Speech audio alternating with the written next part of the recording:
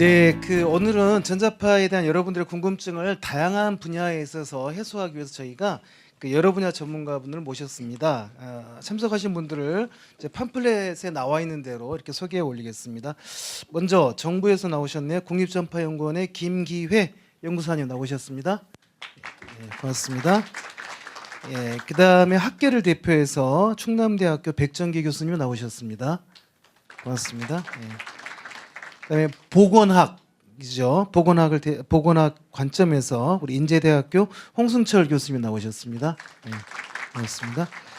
그다음에 학계인데요. 의학 특히 이제 역학, 모바일 퀴즈 관련해 가지고 연구를 하고 계시는 단국대학교 권호장 교수님 나오셨습니다. 네, 고맙습니다. 네. 그다음 산업체네요. 휴대전화 이 제조업체를 대표해서 삼성전자의 장와룬 수석님 나오셨습니다. 네, 고맙습니다. 자, 그다음에 이제 학계와 NGO를 대표해서 한국사회활동연수센터 윤성복 박사님 나오셨습니다. 네, 고맙습니다. 이렇게 6분의 전문가분들을 모시고 저희가 말씀을 나눌 텐데요. 안타깝게도 시간이 많지 않아서 또 질의응답 시간이 있으시니까요. 각 전문가분들께서는 4분씩 이렇게 4분 내로 말씀을 해주시고 또 이 질의응답 시간이 있으니까 그래서 발표하시고자 하는 요지를 중심으로 쭉 말씀을 주시면 될 것 같습니다. 참고로 시계가 저 위에 중앙에 잘 보이니까요. 예, 참고를 해주셨으면 고맙겠습니다. 예, 먼저 순서는 공학적 측면에서 전자파 인체 영향 연구 동향 및 결과를 주제로 해서 충남대학교 백정기 교수님께서 먼저 해주시겠습니다. 예, 감사합니다. 사회자님께서 공학적 얘기를 하셨는데 저는 조금 다른 얘기를 하겠습니다. 제가 이제 5월 4일날 금년 5월 4일날 우리나라를 대표해서 아까 이제 우리 김남 교수님 말씀하신 세계보건기구에 보면 매년 국가 이제 대표들이 모여서 1년 동안의 인체 영향 연구 결과를 발표하고 토론하고 평가하고 또 각국의 제도, 정책 이런 것들을 종합 점검하고 그리고 WHO의 원래 역할이 아까 이제 IARC라는 거는 그 산하 기관으로 이제 2B 등급 이렇게 분류를 했지만 실제 거기 보면 다양한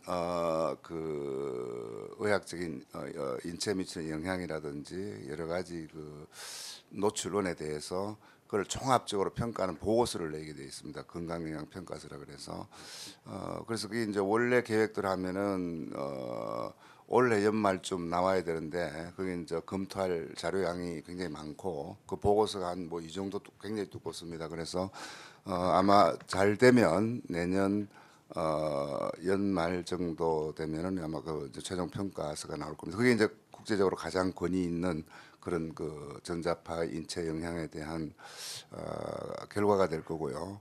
그다음에 또 제가 이제 과학기술 자문을 하고 있는 이크넙이라는 단체가 있습니다. 그게 이제 국제비전리 복사방어위원회인데 거기는 뭐냐면은 이제 국제적인 인체 보호 기준을 만듭니다. 그거하고 세계보건기구하고 굉장히 이제 밀접하게 관계가 있어서 세계보건기구에서 이제 우리 전자파에 대한 종합적인 인체 영향 투비 등급 말고 종합적인 결과를 내면 그걸 반영해서 이제 인체 보호 기준을 수정을 하든지 합니다. 그래서 지금 이제 이미 몇 년 전부터 준비 작업을 하고 있습니다. 지금까지 나온 결과들을 보고 이걸 인체 보호 기준을 강화할 것인지 말 것인지.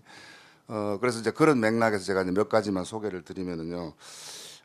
아까 이제 제일 중요한 지금 무선 주파수 대역, 그러니까 무선 주파수 대역 하면은 이 60Hz가 아닙니다. 가전기가 아니고 좀 주파수가 높은 쪽 휴대전화라든지 기주국이라든지 여기에 대한 건강영향 평가 작업을 전문가들이 모여서 계속 준비를 하고 있습니다. 그래서 그게 이제 빠르면 내년 연말쯤 나올 거라는 거고요. 그게 나오면은 국제기구도 인체보호 기준 관련해서 또 개정 작업을 하겠지만 우리나라도 혹시 또 바뀐 게 있으면은 그걸 반영해서 우리나라 인체보호 기준을 개정을 할 것 같습니다.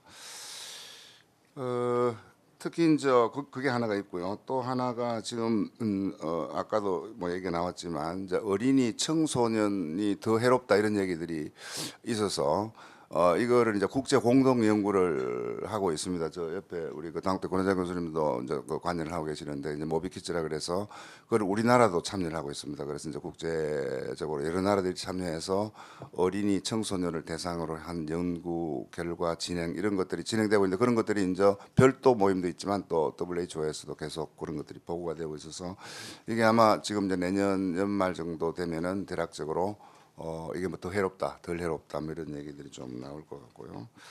그다음에 또 하나는 뭐냐면 그 투비 등급 관련해서 사실은 그게 투비 등급이라는 게 여러 좀 애매한 면이 있습니다. 그러니까 저는 개인적으로 투비 등급을 해석을 할 때 발암 물질이 아니다라고 분류할 수 없을 때 저는 투비 등급으로 들어간다고 생각합니다. 그게 이제 가장 그 저는 제 개인적으로는 발암 물질 아니다 이렇게 분류할 수 없고 약간 애매하면 저는 투비에 넣는 걸로 생각하는데 그래서 아까 이제 커피 뭐 김치 다 들어간다 그랬지만 그래서 이제 투비 등급 분류는 됐는데 그게 IARC라는 기관에서 지금 이제 금년에도 또 보면 그 이후에 거기 딱 뭐 거기에 이제 투비 등급으로 분류한 연구 결과가 몇 건 있긴 한데 이제 그 이후에 계속 연구 결과들을 보면 투비 등급이 맞다. 그러니까 투비 등급으로 분류하는 게 맞다라는 것을 이렇게 맞다는 데 대한 이제 증거가 더 발견되지 않고 있습니다. 금년에도 거기에 대해서 이제 주제 발표를 하고 여러 가지 연구 결과들이 발표가 됐는데 일단 그 투비 등급으로 분류는 됐지만 그 이후에 정말 뭐 계속 그 투비 등급으로 분류할 정도의 어떤 그 유해한 증거 연구가 이제 다양하게 많이 진행되고 있기 때문에 그런 것들이 그렇게 되지 않았다. 그렇지만 또 얼마 전에 이제 미국에서 있었던 그 우리 김남 교수가 회장으로 있는 뱀스 국제학회에서는 또 토론이 있었긴 했는데 이제 입장이 좀 틀립니다. 뭐 어떤 사람은 그래도 뭐 좀 해롭다. 투비 등급으로 놔둬야 된다 아니다는데 하여간 그게 이제 여러 가지 논란이 있지만 그 이후에 큰 증거가 발견된 건 없다 그런 말씀을 좀 드리고 그다음에 이제 사전주의 정책 아까 프리코시니 팔레시 시간이 없어서 이제 김남 교수님 발표를 못했지만 이제 일관되게 세계보건기구는 이 예방적 정책을 국제기구 입장에서는 이제 지원하지 않는다. 왜 그러냐면 이번에 이제 메르스 사태에서 보셨던 것처럼 사실은 이게 좀 그러니까 이게 이제 과학적으로 이제 해롭지 않다는 걸 증명하기 되게 어렵습니다. 그러니까 해로운 게 안 나타나는 지금 이제 우리나라도 그렇고 그다음에 그 국제기구는 해로운 증거가 나타나는 것에 대해서 건강을 보호할 필요가 있다. 그런데 이제 이게 지금 완전히 무해하다는 걸 입증해 봐라. 그걸 하기가 어렵다는 거죠. 그래서 그 사전주의 정책을 잘못 쓰면 그러니까 그 사전주의 정책이라는 게 이렇습니다. 이제 인체 보호 기준이 과학적으로 입증된 어떤 영향을 보호하기 위해서 이제 기준이 이제 상당히 좀 여유를 두고 이렇게 기준을 설정을 했는데 이제 이게 뭐 하니까 거기다 또 이제 더 이제 엄격하게 이제 규제를 한다 그랬을 때 이게 이제 사회적으로 여러 가지 문제가 될 수 있고 그리고 또 이제 유럽에서 특히 이제 그런 정책을 많이 했는데 유럽에서 실제 이제 그런 정책을 시행을 하고 난 후에 여러 가지 조사를 해보니까 오히려 불안감이 증가했더라. 민원도 증가했고 국민들의 불안감이 더 증가했더라. 그래서 아마 이번에 하여간 그 메르스 사태 보면서 아마 좀 피부로 저도 그렇고 아마 그런 걸 느끼셨을 것 같은데 그래서 사전주의 정책이라는 것은 좀 신중하게 도입할 필요가 있다. 뭐 그런 게 있고요. 또 하나가 이제 최근에 정책이 바뀐 게 전자파에 대한 정책이 국제적으로 바뀌고 있는 게 지금은 이제 이 직업인 그러니까 전문적으로 그러니까 전자파가 발생되는 그런 장소에서 일하는 직업인들도 보호를 하고 그다음 우리 같은 일반인들도 보호를 하는데 이제 최근에는 세계보건기구와 아까 이제 이컨업 국제 비전리 복사 방호위원회라는 그런 데서 이제는 환자도 보호를 해야 되겠다. 전자파로부터.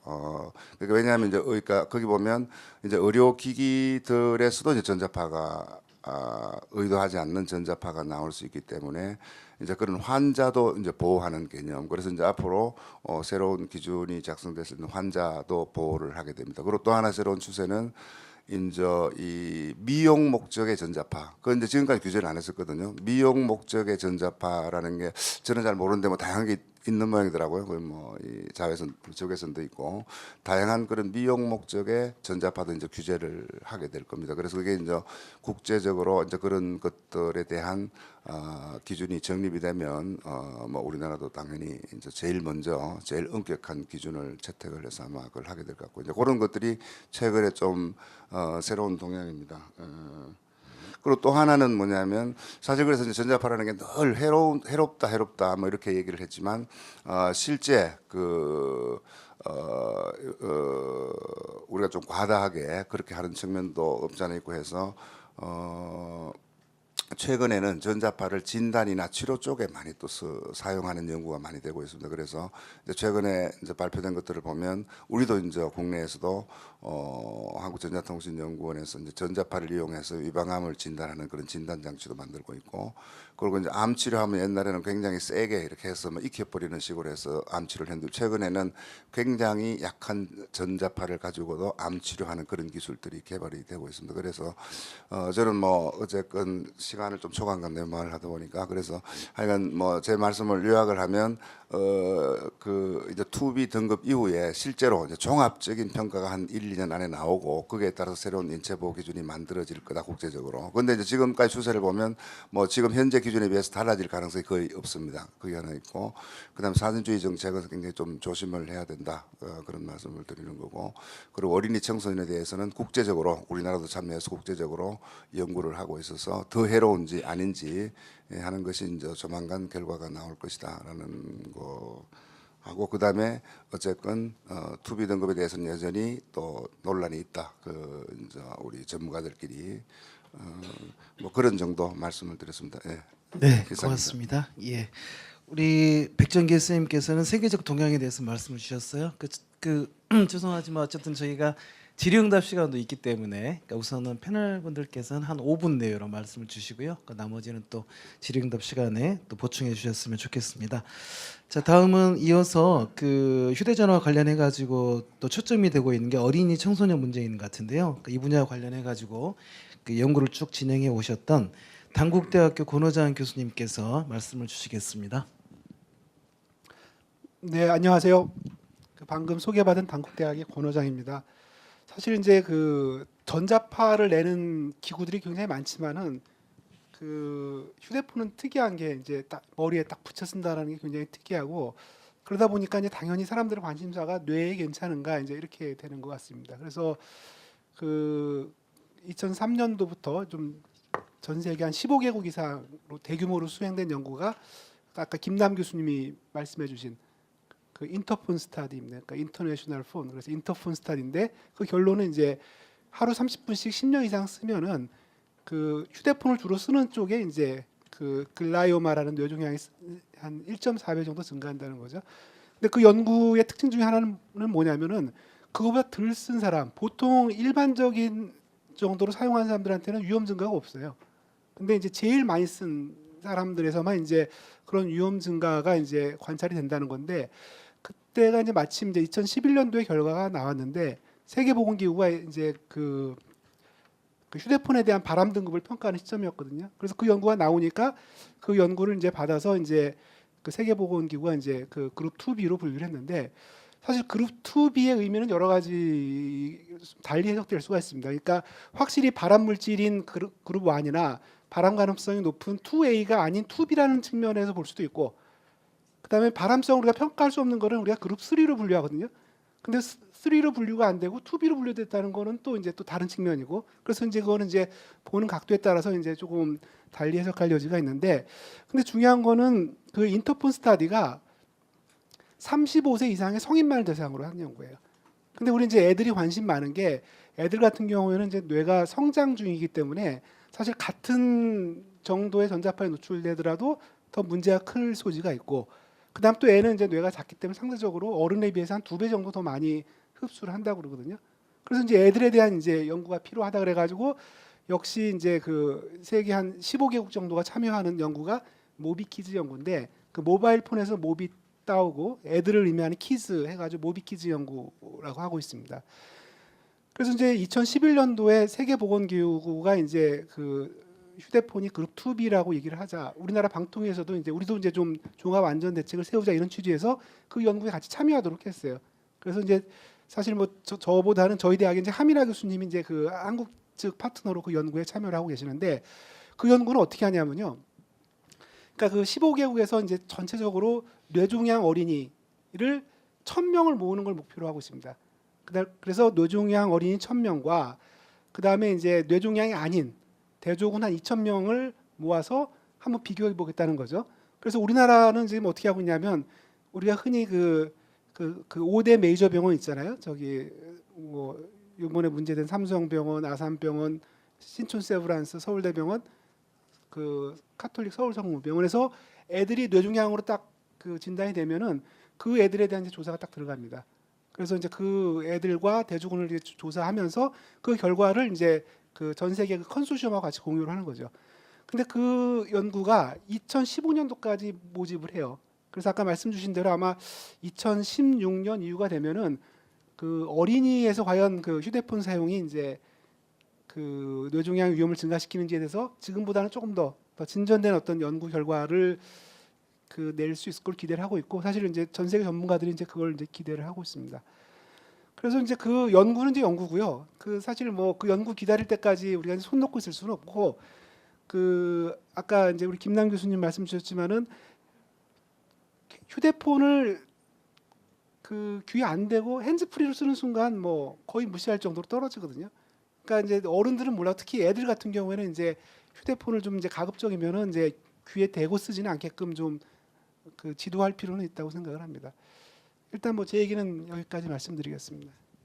네, 고맙습니다. 우리 그 아이들이 문제가 되는 것은 성장기이고 그 또 흡수율이 높기 때문에 어린이와 청소년에 지금 포커스를 맞춰서 연구가 진행되고 있다라는 말씀을 주셨습니다. 계속해서 그 보건학적 관점에서 조금 더 이야기를 들어보도록 하겠습니다. 인제대학교 홍승철 교수님께서 보건학적 측면에서 연구 동향에 대해서 말씀을 주시겠습니다. 예, 안녕하십니까. 저는 인제대학교에서 왔습니다. 예, 홍승철이라고 하고요. 아까 우리 김남 교수님이 모두의 제일 멀리서 온 사람 할 때 제가 손 들고 싶었는데 저는 부산에서 왔습니다. 예, 예, 사회자 그러셨네. 죄송합니다. 그 이제 보건학이라고 하는 게 사실 그 우리 환경 중에 있는 어떠한 요인에 의해서 건강에 어떠한 영향을 주는가를 연구하는 그런 분야입니다. 그러다 보니까 보건학자들의 그 어떤 상당히 공통된 입장은 이렇게 새롭게 제기되어진 위험의 가능성이 있는 것들이 우리 건강에 잠재적 영향을 줄 것이다라고 하는 입장에서 많이 연구를 시작을 하죠. 그래서 뭐 저 역시 마찬가지입니다. 저는 물론 뭐 RF라고 하는 지금 오늘 주제가 되고 있는 핸드폰과 관련된 연구로 시작한 것은 아니고 저는 ELF를 주로 했었습니다. 그러니까 송전선이라든가 이제 그런 부분에 대한 것들이 어린이 백혈병이라든가 이런 부분들과 관련이 있지 않을까라고 하는 의심을 가지고 연구를 시작을 했던 그런 입장에 있습니다. 그래서 다른 선생님들 꼭 우리가 뭐 다 같이 일하시는 분들이기 때문에 저희 뭐 적대적인 관계는 아닙니다만 항상 자그마한 그런 논쟁들이 언제나 있습니다. 그런 건 이제 입장에 좀 차이가 있다는 점 미리 좀 말씀을 좀 드리고요. 기본적으로 지금 우리 휴대전화에 의한 건강상의 악영향을 이야기할 때 가장 고전적으로 많이 인용이 되어지시는 그 연구자가 그 스웨덴의 하델이라고 하는 분입니다. 그래서 앞서 많은 분들이 언급을 해주셨지만 뇌종양이라든가 이런 부분들이 그러니까 많이 사용한 사람, 뭐 우리 그 논문에 보면 10년 이상 혹은 이제 10년 정도 사용한 사람에 있어서 그 뇌종 특히 청신경 초라고 하는 뇌종양의 일종이죠. 우리 귀 안에 있는 그 신경을 둘러싸고 있는 그 칼집 같은 곳에 이제 종양이 생긴다는 건데요. 그런 가능성이 좀 높아진다라고 하는 결론이 있었고, 그것이 이제 발표가 되어지면서부터 이제 그 어떤 위험성에 대한 그런 위기감이 전 세계적으로 많이 높아진 거는 사실인 것 같습니다. 그러한 그 이제 배경 하에 이후에 이제 2B 등급이라고 하는 것으로 이제 됐고요. 앞서 우리 권호장 교수님께서 말씀하신 것처럼 그룹 2B에 대한 개념은 백 교수님이 말씀하셨던 내용과 또 제 의견은 조금씩 좀 차이가 납니다. 투비 등급이라고 하는 것이 물론 제가 판단하는 투비 등급은 또 이렇거든요. 그 바람의 가능성이 현장에 높지는 않지만 그렇다고 해서 무시할 수 있는 수준은 아니다라고 하는 정도에서 저는 이해를 합니다. 그냥 이제 이게 조금씩 이제 보는 입장이 조금씩 다른 거거든요. 뭐 그러나 아마 그걸 이제 우리가 결국 그렇다면 우리 생활에서 존재하는 그 위험이 정량적으로 얼마나 있느냐가 이제 사실 상당히 중요한 거거든요. 그럼 우리가 이런 소위 정량적인 위험, 그걸 이제 우리는 영어로는 리스크라고 표현을 하고요. 우리말로는 이제 위해라고 이제 보통 표현을 하는데요. 이렇게 해서 이제 소위 확률의 개념으로 이렇게 바꾸는 과정이 있습니다. 그럼 이제 그런 과정을 어떻게 처리하느냐? 크게 네 가지 정도의 단계를 거쳐서 이제 하거든요. 근데 그 가장 첫 번째 단계가 과연 이것이 위험하냐라고 하는 것을 먼저 확인을 합니다. 그게 이제 소위 영어로는 hazard identification이라는 표현을 쓰는데요. 해저드하냐 안 하냐라고 하는 부분인데 그 우리 교과서에 보면 해저드라고 하는 것은 정성적인 평가라는 표현을 씁니다. 그래서 예를 들면 이런 겁니다. 자동차는 위험한가라고 하는 문제에 대해서 어떤 분은 위험하다, 그렇지 않다. 자, 예를 들면 자동차 전시장에 있는 자동차는 과연 위험한가요? 그러하지 않죠.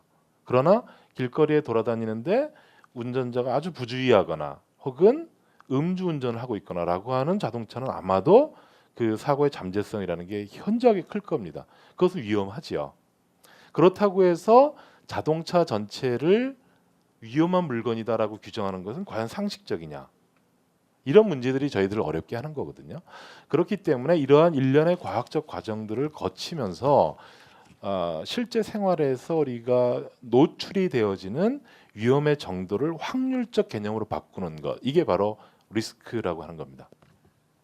그러면 먼저 이제 해저드라고 하는 거, 위험이라고 하는 걸 평가를 해야 하는데 위험을 평가하는데도 크게 네 가지 정도의 정보를 가지고 하거든요.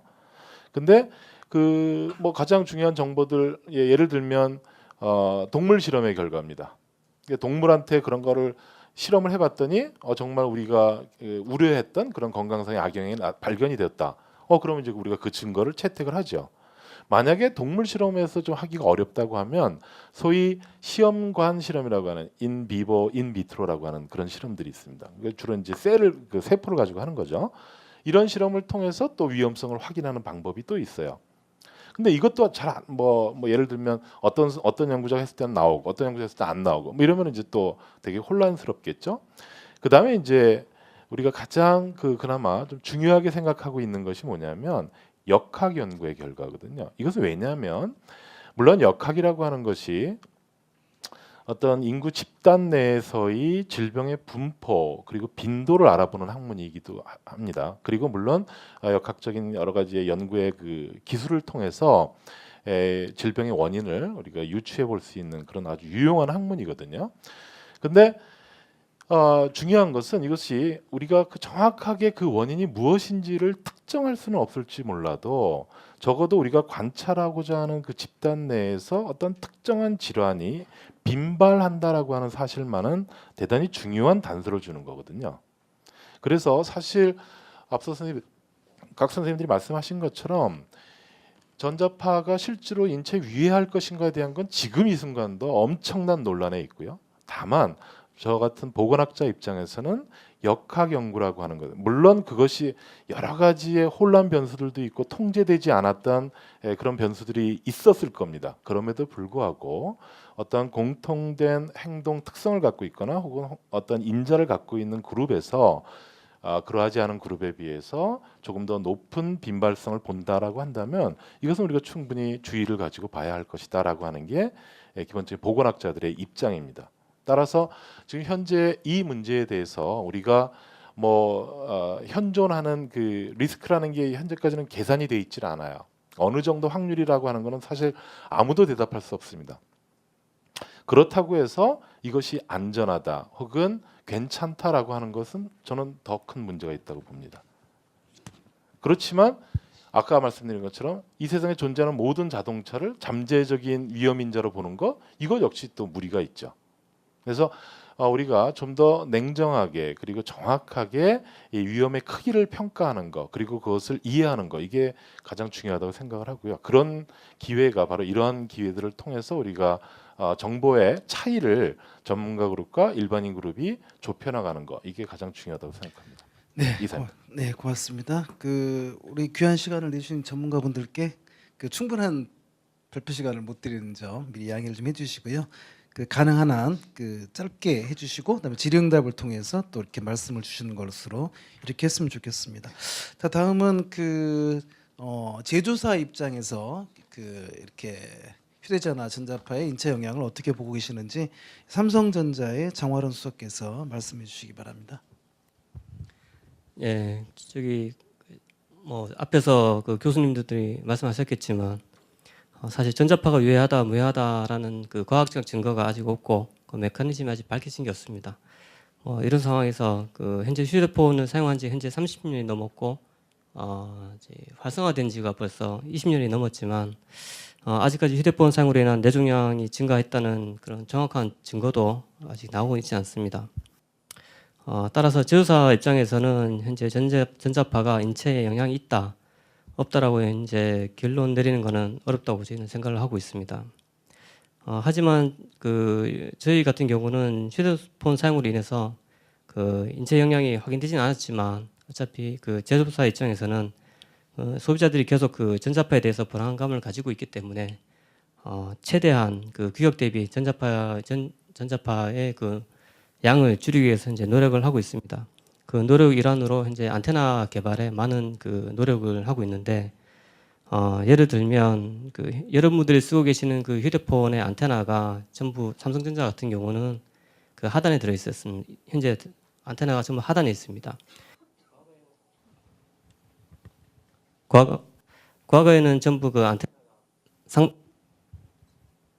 상단에 있었는데 지금은 전부 이제 하단에 배치돼 가지고 뇌와 머리하고 안테나의 거리를 상당히 좀 띄워놓은 상태에 있습니다.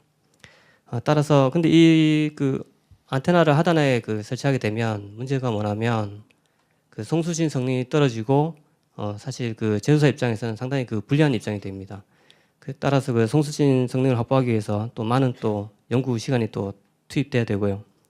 어쨌든 이런 상황에서도 불구하고 현재 삼성전자에서 만들고 있는 전 모델 저희가 1등급을 유지하고 있고 1등급보다도 훨씬 낮은 전자파를 나타내고 있는 제품들이 많이 있습니다.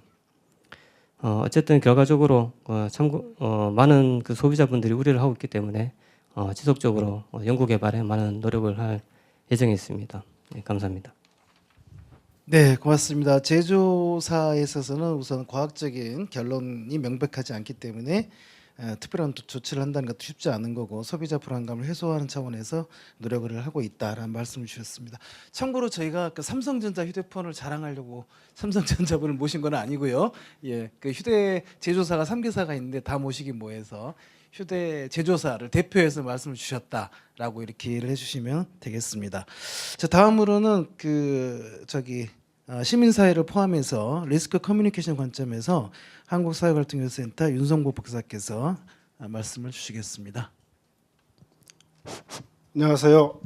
윤성복입니다. 저는 먼저 전자파 RC에 관해서 간략히 말씀드리도록 하겠습니다. 김남 교수님께서도 전자파 RC의 리스크 커뮤니케이션에 대해서 간략히 이제 언급하셨습니다만은 조금 이제 보완해야 될 점, 강조해야 될 점을 중심으로 저는 말씀을 드리도록 하겠습니다. 전자파가 이제 생활 필수품이 됐죠. 전자파 없이는 우리가 이제 살 수 없습니다. 고기도 찬밥도 못 데워 먹고, 누구랑 연락도 못 하고, 컴퓨터도 못 사용하고, TV도 못 보고, 이렇게 이제 전자파가 이제 일상생활 속에 이제 깊숙이 들어와 있습니다. 그럼에 따라서 이제 전자파에 대한 노출도 역시 이제 증대가 되고 있고요. 그래서 이제 노출이 증대되면 될수록 이 사회적인 갈등들은 불가피하게 일어나리라고 이제 생각을 하고 있고, 전자파에 대한 위험성에 대한 전자파의 위험성에 대한 경각심도 역시 높아지고 있는 것이 현재의 상황인 것 같습니다. 어쨌든 이제 이러한 사회적인 전자파와 관련해서 이제 사회적인 갈등이 이제 존재한다는 것은 이 전자파에 대한 이해관계라든지 인식, 그리고 이제 해석의 차이가 이제 존재한다는 것이죠. 이 전자파와 관련해서 이제 이러한 차이라는 것은 그 전자파 위험의 어떤 그 성질상 법이나 제도 그리고 이제 그 과학 등으로 이제 그 해결하기 어려운 상황에 있는 것이 이제 그 사실인 것 같습니다. 뭐 그 이유라는 것은 이제 그 계속 이제 앞서 이제 그 교수님들께서 이제 그 말씀해 주셨듯이 전자파의 어떤 그 과학적 불확실성이라고 이제 그 말하죠. 이 과학적 불확실성 때문에 뭐 이 과학적으로 이제 논쟁을 해도 이게 잘 이제 그 해결이 안 납니다. 과학적인 과학적인 어떤 그 근거가 없기 때문에 어떤 제도라든지 법, 뭐 정책을 만들어도 사람마다 이제 다 이제 그 다른 소리를 하게 되는 거죠. 그렇게 됨으로써 이제 그 갈등이 이제 그 나타날 수밖에 없는 거죠. 이런 어떤 그 현재까지 이제 그 특히 이제 그 휴대폰 전자파 관련해서 이런 어떤 그 정책적인 차이, 뭐 이제 해석의 차이, 인식의 차이, 이해관계의 차이 등에 의해서 이제 그 갈등이 이제 그 발생해 왔고 뭐 과학적으로도 이게 잘 해결책이 이제 제시되지 않는 상황이다라는 점. 뭐 그렇다고 그래서 이제 이러한 어떤 그 과학적인 결론이 안 나타났다고 그래서 뭐 우리가 이제 그 가만히 있을 수는 없는 거죠. 뭐 가만히 있는 동안 이제 그 국민적인 우려는 이제 그 계속 이제 그 증대가 되고 그에 따른 어떤 사회적인 갈등도 이제 그 증대돼서 이제 그 정부의 입장이나 뭐 사회적인 입장에서도 사회적인 비용들이 이제 막대하게 이제 그 되기 때문에 어떤 이제 그 대책들을 이제 그 마련해야 될 필요성이 이제 그 제기됩니다. 뭐 이에 따라서 뭐 이제 그 국민적인 우려를 이제 그 불식시키고 이제 그 불확실한 위험의 해소를 하기 위해서는 뭐 이제 전자파 RC 리스크 커뮤니케이션이 이제 그 필수적이다는 것이죠. 뭐 이 전자파 이제 그 리스크 커뮤니케이션이라는 것은 뭐 이제 서로 다른 이해관계라든지 인식, 해석을 가진 이해 당사자들이 모여서 뭐 과학적인 사실에 근거해서 사실에 근거해서 이제 그 서로가 가진 이제 정보의 교환과 이제 그 소통을 통해서 이제 그 우려를 이제 합리적으로 해소하고 사전 예방적인 어떤 그 대책을 이제 만들어가는 과정이라고 뭐 사회과학 쪽에서는 그렇게 이제 그 정의를 하고 있는 것 같습니다. 이 전자파 리스크 커뮤니케이션과 관련해서 제일 중요한 것은 여기 이제 그 참여하신 이제 그 이해 당사자로 혹은 이제 그 관심을 가지고 계신 이 참여자분들입니다. 이 전문가의 의견도 이제 그 역시 이제 그 리스크 커뮤니케이션에서는 전문가 의견도 이제 하나의 어떤 그 의견입니다. 그리고 이제 그 여기에 참석하신 분들도 이제 하나의 어떤 의견, 정당한 의견으로서 이제 그 취급이 되고 있다는 말씀을 이제 그 드리고 싶고요. 그렇기 때문에 이제 여러분들이 이제 그 참여하신 분들이 이제 가진 의견을 자유롭게 이제 그 표출하시고 가진 어떤 좋은 아이디어라든지 대안들, 뭐 우려, 뭐 이런 것들이 계시면은 서로 이제 그 정보 교환을 통해서 이제 그 어떤 합리적인 어떤 그 합의점 뭐 혹은 어떤 공통의 어떤 그 이해 증진이 이제 그 되지 않겠는가. 뭐 이렇게 됨으로써 이제 그 전자파에 대한 어떤 우려라든지 대책들이 이제 그 마련되고 뭐 이러한 리스크 커뮤니케이션을 통해서 이제 그 국민들의 우려를 이제 그 불식시켰으면은 좋겠습니다. 뭐 한 가지 이제 그 마지막으로 이제 그 참여자분들한테 이제 부탁드릴 것은 뭐 우리가 이제 어떤 소리를 해도 이제 그 좋지만은 이 우리가 이제 의견을 제시한다든가 뭐 아이디어를 내고 대책을 마련한다는 것은 그래도 이제 그 최소한 어떤 그 과학적인 어떤 그 정보의 기초에서 이제 그 얘기를 했을 적에 이제 그 이게 서로가 이제 그 공감이 되고 서로가 이제 어떤 그 시너지 효과를 갖는 어떤 그 집단적인 어떤 그 지성들이 이제 그 만들어지고 뭐 그런 것들이 이제 그 정책이라든지 뭐 학계라든지 관련 연구자들한테 이제 그 반영이 되어져서 국민으로부터의 어떤 그 아이디어 이제 되게 이제 중요한 어떤 정보원으로 작용하게 되게 됩니다. 그래서 이제 저는 뭐 이 자리가 뭐 최소한 이제 여기에 참석하신 분들로부터의 어떤 듣는 자리가 이제 되었으면은 좋겠고요. 뭐 어쨌든 뭐 이 자리를 통해서 이제 여러분들이 가진 오해라든가 뭐 좋은 아이디어 뭐 이런 것들이 있으시면은 기탄 없이 말씀해 주셔서 뭐 전자파와 관련된 우리의 어떤 미래에 이제 기여해 주셨으면 감사하겠습니다. 감사합니다. 네, 고맙습니다. 그 위험 소통 측면에서 국민의 관점, 참여자의 관점에서 의견이 중요하다는 말씀 주셨고, 그 의견은 과학적 정보에 기초할 필요가 있다라는 말씀을 주셨습니다. 자, 마지막 토론자분으로 그 정부의 어떤 입장을 관점에서 국립전파연구원의 김기혜 연구사님께서 말씀 주시겠습니다. 예, 안녕하세요. 국립전파연구원의 김기입니다.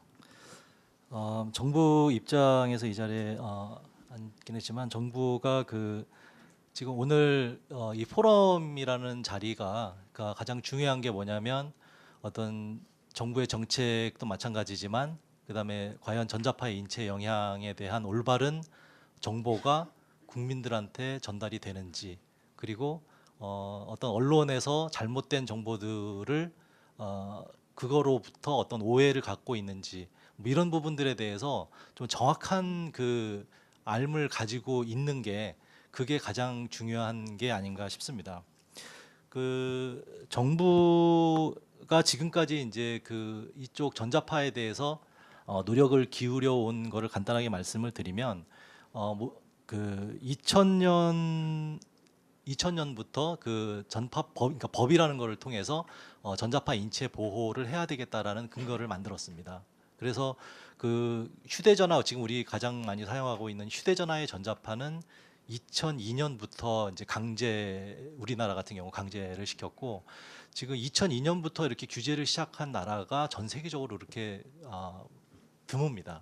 그러니까 미국이 가장 먼저 규제를 시작을 하긴 했지만 우리나라 같은 경우는 이제 2002년부터 규제를 했고, 그리고 그 다음 해부터는 이제 그러면 이제 규제를 했으면 국민들이 과연 휴대전화 전자파가 얼마가 나오는지 알아야 되기 때문에 그때는 어떤 정보 공개, 그러니까 휴대전화에 대한 전자파가 얼마냐 이런 부분들을 이제 강제적으로 공개를 한 거는 아니었고, 2003년도부터 바로 이제 제조사들한테 이제 공고를 했습니다.